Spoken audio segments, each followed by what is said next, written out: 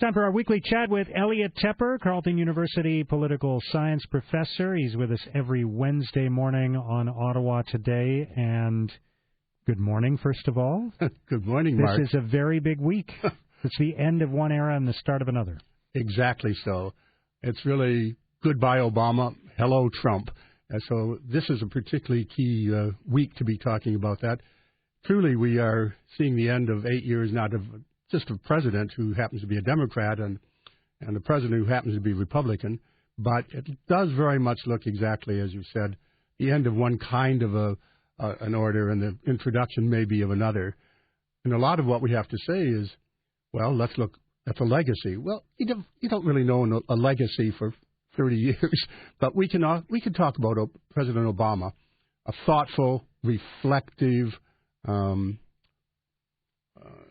strategic thinker, reader, and Donald Trump, who seems to have different traits. And indeed, if I could summarize what we're about to do, we are going to probably have an era right now of the end of the Obama era and the launch of the anti-Obama era, right, in many ways. Let's talk about Barack Obama to the extent that we can. As you say, you can't really measure a president's legacy until years later. But I think Barack Obama has many remarkable qualities, admirable qualities. He's obviously a very intelligent, very effective communicator, very well-read, big thinker on things. But and I've admired him in particular when he's handled issues related to race in the United States, when he's responded to violence in the United States. The speech that he gave at that church in South Carolina, for example, there have been many moments like that where he has been, and I think they've even used the term healer in chief. Yes. But that's not the entire role of being president. No. And did he? His healthcare agenda is there. It could end up being dismantled. In the end, are people going to look back and say, this is a guy who led Americans and was respected by Americans, or are they going to look back and say, this is a guy who accomplished a lot as president, who changed things? I think we should go back to say, what was his mandate from the American people when he got elected, as he perceived it, and what were his accomplishments? His mandate was to recover, basically, from the Bush years. His mandate was, and I think we can summarize it to say, yes, his mandate was peace and prosperity, and he has accomplished, to a remarkable measure, peace and prosperity. His mandate was to get out of two terrible wars, very costly wars, $1 trillion spent, Americans dying overseas in large numbers, and no apparent way out of the quagmire.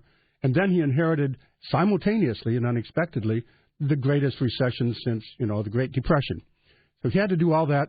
In those 2 years when he had his super mandate, there was a time period when the Democrats had enough power to get things done. And what he did in those 2 years was to make big strides toward getting America out of the wars. He did that, and he had to put some people back in Afghanistan. He had to put some people back in Iraq. But those wars, which were widely unpopular, he can claim that as a success, and he didn't get into any others. And this is part of explaining his foreign policy. He was not about to get America back into quagmires. We can talk about the red line and so forth if we get to it. On the prosperity side, we have to remember that America was shedding jobs by the hundreds of thousands weekly, that the global economy was on an extremely shaky foundation. We were headed to a global depression when he took office. Flash forward to where we are today. Hey, look, the American economy's been growing.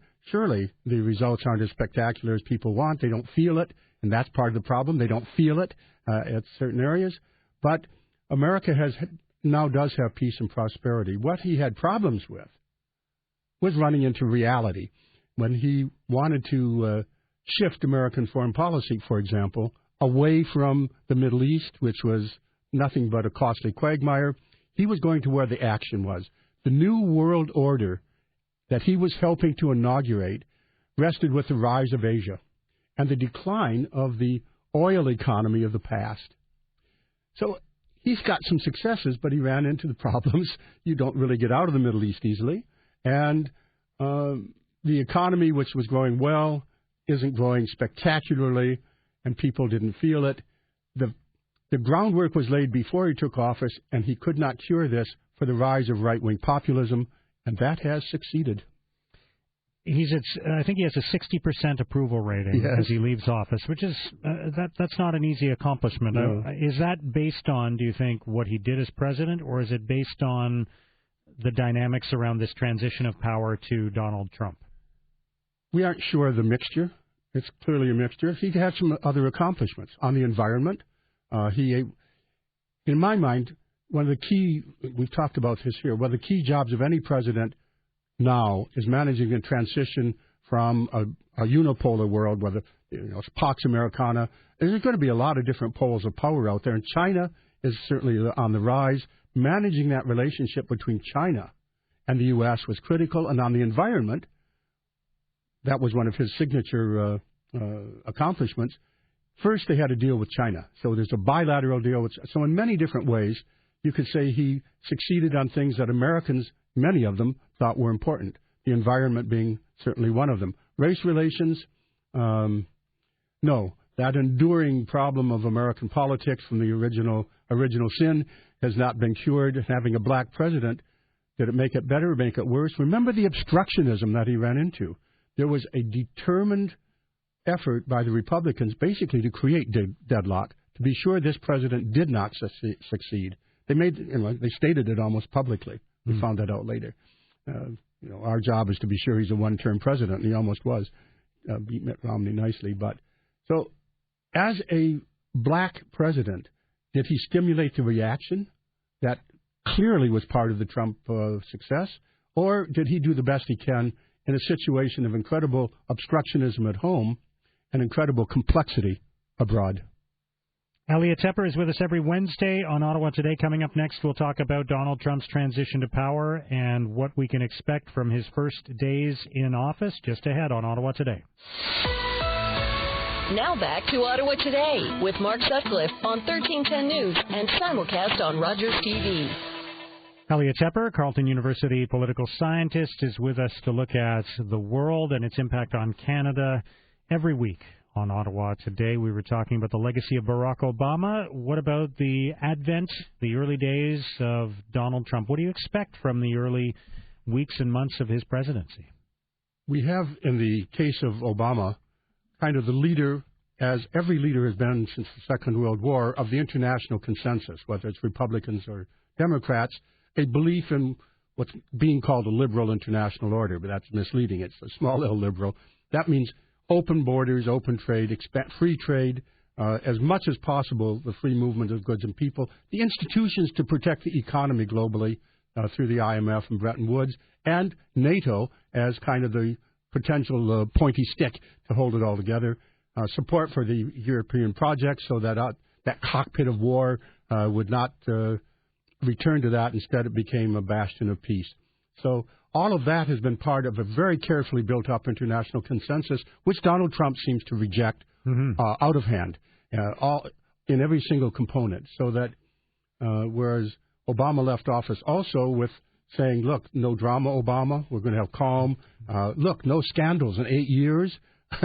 Coming in, we have a president that rejects just about everything to do with that old order and wants to apparently create, through Steve Bannon, an international alt-right, an international populist right movement, which the United States would lead, rejecting all of those institutions, or not rejecting them holus bolus, but let's not care about them very much. NATO, obsolete. Europe, hey, the sooner everybody takes a Brexit, the better, and so forth. So, in a sense, we have an anti-Obama, but also an inauguration of potentially, and this is the big contest coming, potentially the kind of order that we have seen that has maintained peace and prosperity since the Second World War being replaced by an alternative vision of how the world works.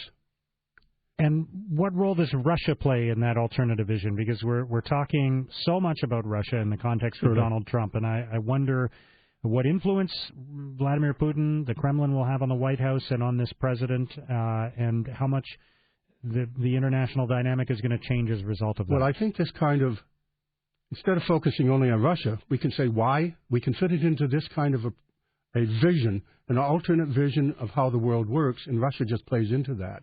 The world works according to the Steve Bannon and Donald Trump perspective as essentially rejecting the elites and putting together a successful populist right movement that will, by the way, lead to his reelection, and I think that campaign is underway. So how does Russia figure into that vision, I think, is the way to see it. And we know that they have overlapping interests, for example, in Europe. So what we're about to hear, I think, around that cabinet table into the world is a new sheriff is in town. America's going to have a good relationship with Russia because it fits the agenda of the vision of Steve Bannon and the president, who sees the world in the same way. They have an overlapping interest in a weakening of Europe. Who cares about NATO as well? All the things that we see as constraints on an aggressive, expanding Russia, a re-emergent Russia, let alone an emergent China, all of those constraints don't make sense from the perspective of, look, we don't care about all that old stuff. We're inaugurating a whole new era, and you'd better get used to it. How does this all play out? And I know to some extent this is a little bit like putting together a long-range weather forecast where there are assumptions based on assumptions based on assumptions, and then it all crumbles if one of those it doesn't turn out to be true. And so I know it's difficult, but maybe in the context of what's at stake here with the Trump presidency, what's in play and what's going to change? What are the risks? What are the potential pitfalls, depending on which direction he takes? Well, concluding on Russia, the additional factor is they might have the goods on him, and that's being investigated. Yeah. Let's do him a big favor. Let's project forward as the anti-Obama candidate. On the environment, we know full well that if you take a look at the cabinet appointments, they're appointing people who are opposed to the to the departments they're governing, including the EPA. We know that all of the constraints on the environment are likely to go weakened. They're going to be changed. So that what about the Dodd-Frank? What about the constraint on once again crashing the global economy? Those are gone. The Republican Party hasn't liked them from the beginning. So what led us into the financial crisis of 2008 is going to be weakened. Big finance is back in a big way. Big oil is back in a big way. People who don't like regulation of government, whether they're libertarian or whether this is by special interest or philosophy, that's all. So what we can possibly look forward to. And remember, by saying this, we're doing him a big favor, because if it doesn't happen, he can say, see, I'm not like that. Okay, a trade war. You cannot start an administration saying, I'm going to slap tariffs on everybody that we don't like and expect that nobody's going to slap tariffs back.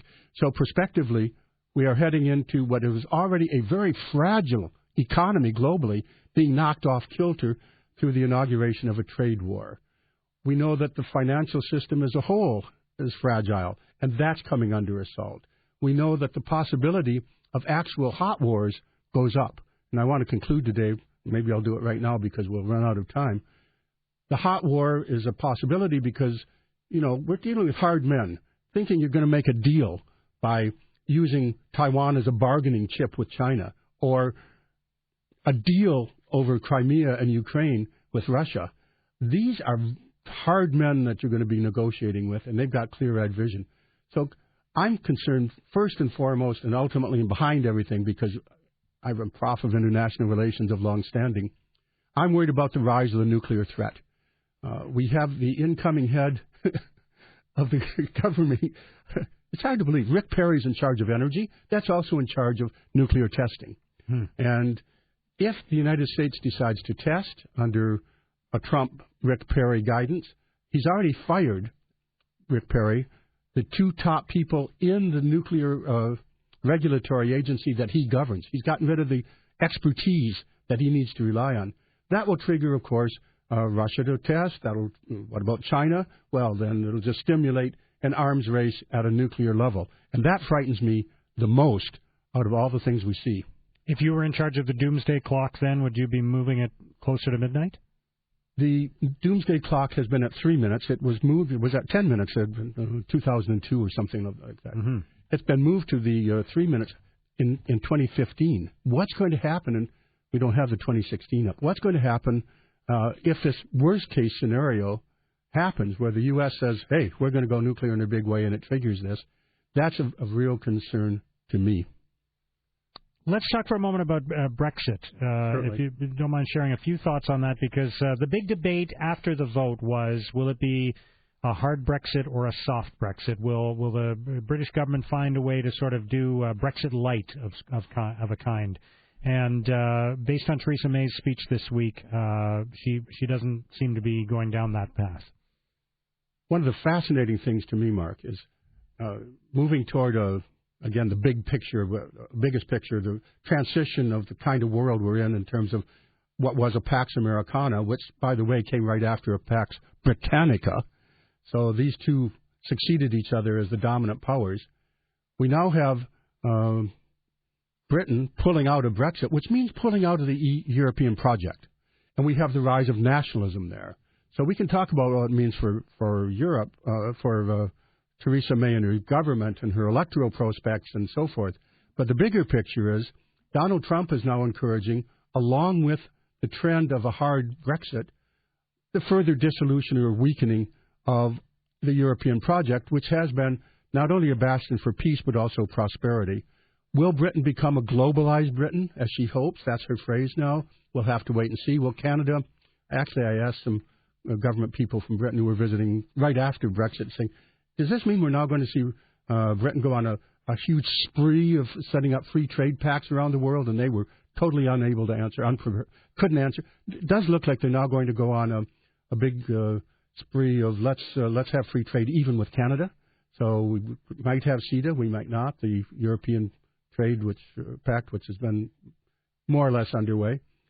We'll have to see. But for Britain, are they going to succeed in going from Great Britain to Little Britain has always been the question since June.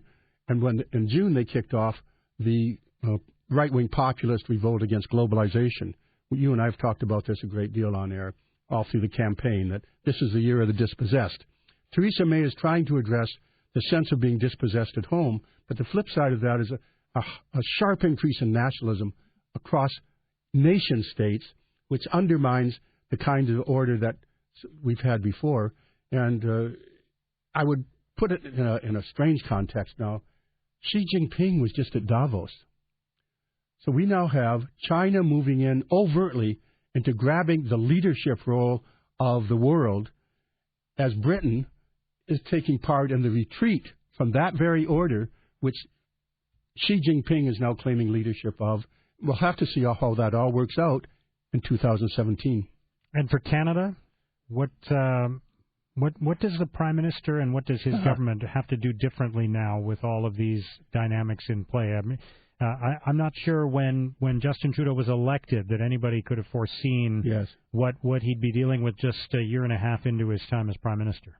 We have the interesting situation that Canada was kind of an exemplar of that liberal international order. Strong on the environment, strong on immigration, pro-immigration, and that's been undermining the EU. So free trade. Canada was going to have a universe of free trade pacts, so we lessen our dependency on a single market.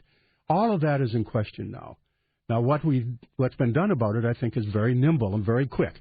I applaud the government for seeing the implications of being so out of sync with your major trading partner and security partner, the United States, that they had to scramble, and they are scrambling. So Canada has already opened up privately communications links with the two key advisors, with the son-in-law Kushner of Trump and also with Bannon. And we read in the paper that former Prime Minister Mulroney is being a key player on this. Derek Berner we talked about last week. So, and that's where the cabinet shuffle comes in. So Canada is trying to reorient itself to protect itself against a protectionist America. And we'll talk more about whether Justin Trudeau needs to toughen up to take on Donald Trump coming up in a couple of minutes with Michael Denton, the National Post columnist. Elliot, great to hear your thoughts on this at this historic time. Inauguration really just 48 hours away now. And we'll have lots to talk about next week, I'm sure. What a week we are in right now. Yeah. Thank you.